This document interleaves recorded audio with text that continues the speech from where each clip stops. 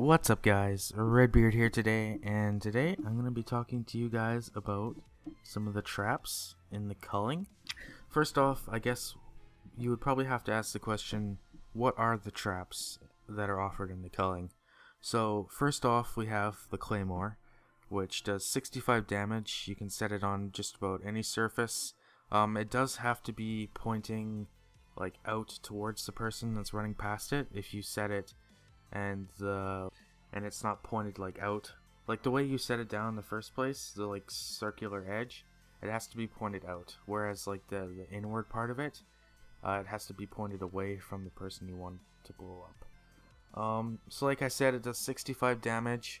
You have to be really careful when you're around it, because if you're like fighting an opponent around it and they set it off and you have less than 65 health, you will very likely die. So that is the So that's the C4 that's offered. There's also the remote explosive, which does around 80-90 damage, I think. Again, it can be set on any surface, but the difference between the C4 and the remote explosive is that the remote explosive has to be manually exploded, so a person actually has to flip to their little switch and then blow it up. Now, both of these items, both the C4 and the remote explosive, can be picked off the ground if you see them. However, when approaching the C4, you have to crouch. If you crouch, you will not blow up when you approach the C4. But the minute you stand up and you're in front of it, it will blow up and it will hurt you. For the remote explosive, if you manage to pick it up, you will be the new owner of that remote explosive. So if you do find one lying around somewhere, like that's not in a box, and you pick it up, you are the new owner. You just have to be super careful you don't get blown up. Of course, these are traps. I would just avoid them in the first place, but you know, if you want to take the risk and go and get one, then that's your choice. So what are some more traps? Well, there's crafted traps that you can make. You can craft a snare, and you can craft punji sticks. Now, the crafted snare, while it does entangle your opponent, I don't think it does very much damage, if any damage at all. And they can still use ranged weapons while in the trap. So it's best to be behind them. Otherwise, they could still like shoot you with their blow dart or their gun or their bow. Now for punji sticks,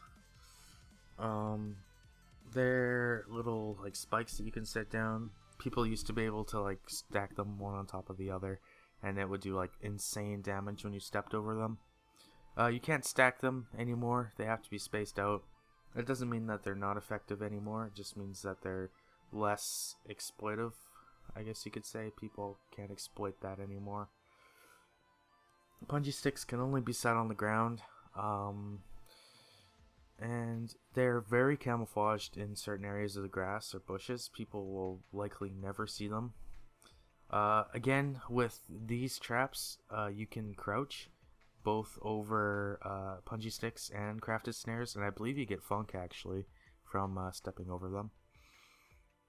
And our last trap is the steel snares, which is a lot like the crafted snare, except it does 25 damage, and I don't think that you can use any weapons while you're stuck in it. You're basically trapped.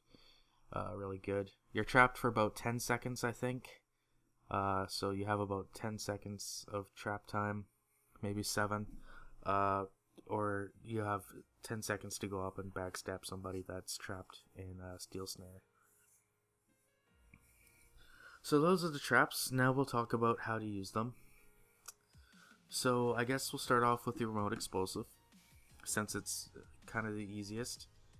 The remote explosive, you have to, like how I would use it is I would set it in a doorway or like behind a corner where people won't see it. If you're like getting an airdrop, I would put it like on the airdrop thing, not like directly on it. There used to be like exploding glitches and stuff like that, but like around the area. That way if someone comes and tries to attack you, you can just blow them up. Or like if you want to be really cheeky, you can put them on health station health stations, and when people run to like go get health, you can just blow them up. So yeah, that's how I'd use them. They're also really handy at the end game, or they're really handy in multiplayer, because they do like 90, 80 damage, right?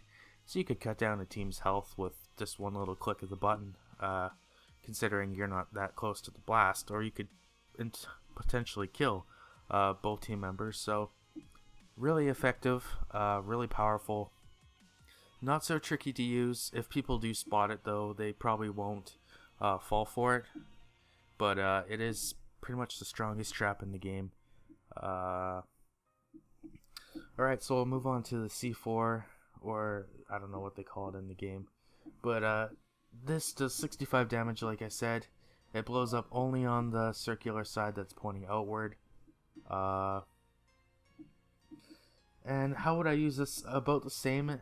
It's activated by movement, but not by crouching. If an enemy crouches in front of it, they won't set it off. You can't set this off either. You won't blow yourself up, unless an enemy like steals yours and replaces it and blows you up with it. But so place it around corners, place it around bends. You can place it on trees. Placing one in the center, like sometimes it can be hit and miss. Sometimes people will spot it, sometimes people won't. Sometimes people just get lucky and they will run around it unintentionally and they actually didn't see it. So I would use it actually when you're like funneling people, when someone's chasing you and they're like, oh, I'm gonna kill this guy, and then joke's on them, your C4 glows off, they blow up, they're low on HP, you're ready to go kill them. So that's how I would use the C4. I've been fairly successful with my use of it. You can also put it in front of doorways and shit, but people are really careful usually when they're entering certain buildings, so they might see it or they might not. It's always a gamble using any traps if you plan to stick around, but you know, if you make your own battlefield and people come to it, then you can pretty much fuck them up if they decide to come at you full force. So did I already talk about punji sticks? I'm gonna talk about them again anyway. So how to use them? Like I said before, you can put them in trees, in grass, where people can't see them. It's really effective. In the water, people can't see them usually. They'll be running around. I'll step on them. Now what punji sticks do is they apply damage, cripple, and poison. So the opponent cannot run away very fast immediately. They are poisoned, so they'll throw up twice. And it does a little bit of damage. So every time they step on one, it does a little bit of damage. Now, for placement of these, I already said, but doorways are good too. You can't place them on walls.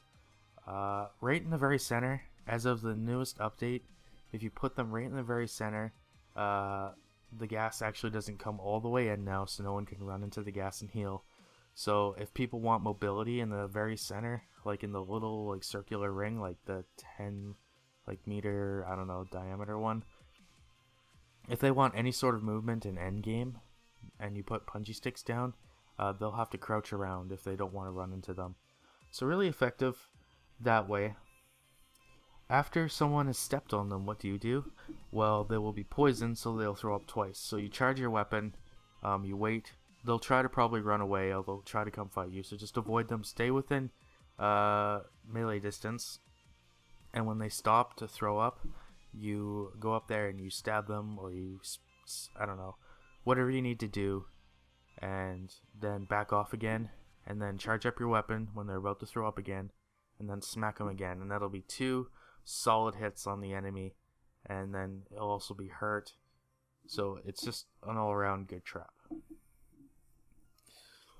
Alright, I'm not a big fan of the regular snares, but they are effective if you're trying to trap your enemy. Just basically, I would prefer the steel snares, and they operate basically the same, so I'll just talk about them as one. So with the snares, they're like the punji sticks. You should set them up in grass. You can set them up in houses, in doorways, on the stairs. You want to set them up somewhere where you can get a backstab on your enemy easy, but not where the enemy can see them easily. Usually when people are chasing after you, they aren't paying much attention to their surroundings, but I'll talk about baiting a little bit later. The difference between punji sticks and snares is that snares can go on walls. So if you want to place one at like eye height at a door, some players will miss this and they'll run into it.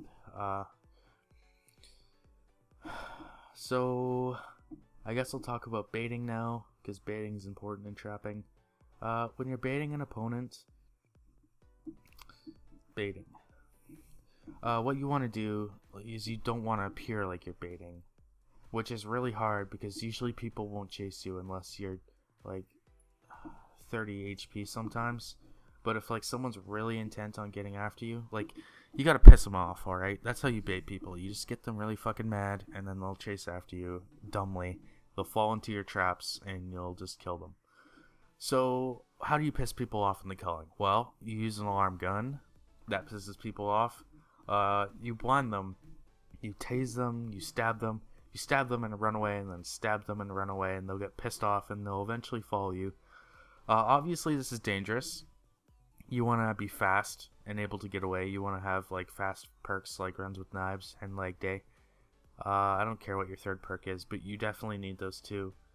You can have like a, I don't know, stronger trap damage perk or something, but you need to get away if you're going to be baiting people.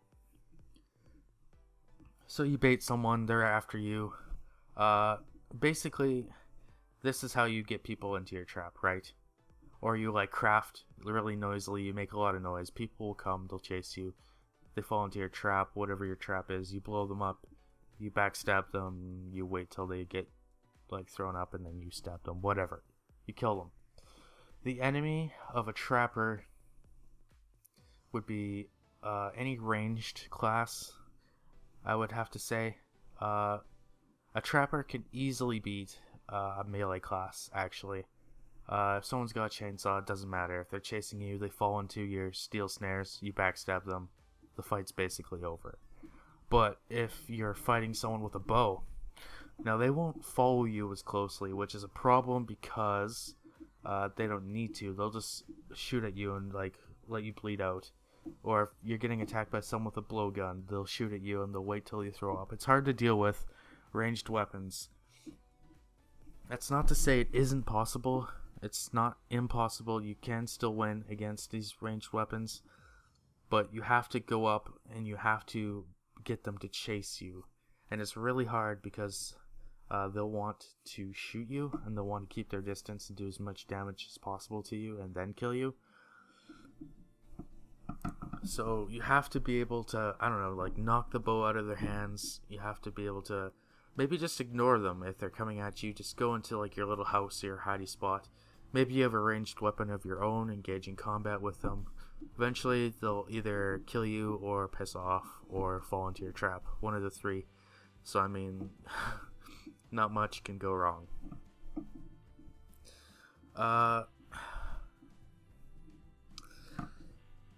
So that's how to bait. I guess we'll talk about how to avoid traps. Now, not a lot of people know this. There's a lot of new players in the Culling that don't seem to understand this, but you can actually crouch and avoid probably 75% of all the traps that you're faced with. It does lower your movement speed, and it is difficult to deal with someone who's crouching over your traps. Well, I mean, it's harder combat for you because you don't have mobility, right? Someone could just sit back while you're trying to walk over their traps, crouching, and they could just shoot you. But if you need to get into a building that has traps, or you think a building has traps in it, when you first enter, you should be crouching, and you should just walk in the door, watch your back, and then if you do see the trap, and there's no one around, disarm it, and then reset it. You'll likely get the person that set that trap.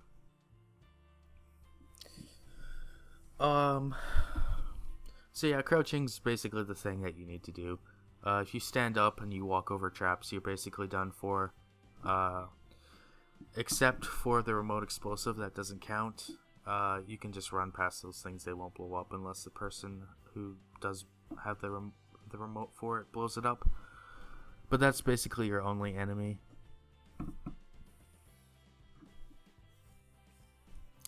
And now with punji sticks, they aren't unbeatable. Like, you don't just have to crouch over them if you have time. and you need to get rid of them. You can attack punji sticks. They take like I don't know, 3 or 4 hits maybe, and then they break. So you can get rid of them if you have time. If you see someone's punji sticks in the center and they're not yours, I would recommend just taking like, I don't know, 30 seconds, a minute, and just break them. That way, if you do make it to the end game, you won't get fucked by those punji sticks, because they are pretty detrimental at the end of the game. So that's how to avoid, and I guess we'll talk about some advanced techniques to trapping now. There's some really good trap combinations that you can use, surprisingly. It may not seem like it, but there is. For example, you can set snares next to a gas barrier or a gas tank, and when someone comes to, I don't know, kill you while you're fake setting it off, they can get trapped by it, and then you can actually set it off, and then they'll get gassed while they're stuck in the snares. That's a good one I really like. Also, if you think someone's got a gun in your game, or you know they have a gun, you can set a C4 next to a red barrel and explode all the other ones, and then if he wants to go get more ammo, or if someone chases you, it's like a double explosion to them. So at the end game, you should use your traps to defend yourself. You should make yourself like a little base in the corner. Maybe have a bow and a health kit, and you should have traps in the center. And then these will greatly assist your defeat of the enemy. So I think that's all I want to talk about in this video. I hope you guys learned something. I've been trapping for a lot of the culling. It's really fun. It's kind of a coward's thing, I know. It's not like full front, loud and proud, but it is funny to see someone stuck in your snare, and then you can just like walk up and do anything you want with them. You can blow them up, you can shoot them in the head with an arrow, you can backstab them, you can, I don't know, dance in front of them. It's really fun to have like that control over the other player. When they do fall into your trap, they're basically at your mercy. So I'm a serial killer. But anyway, guys, that's all the time I have today. I hope you learned something from this, and I guess I will see you guys in the next video.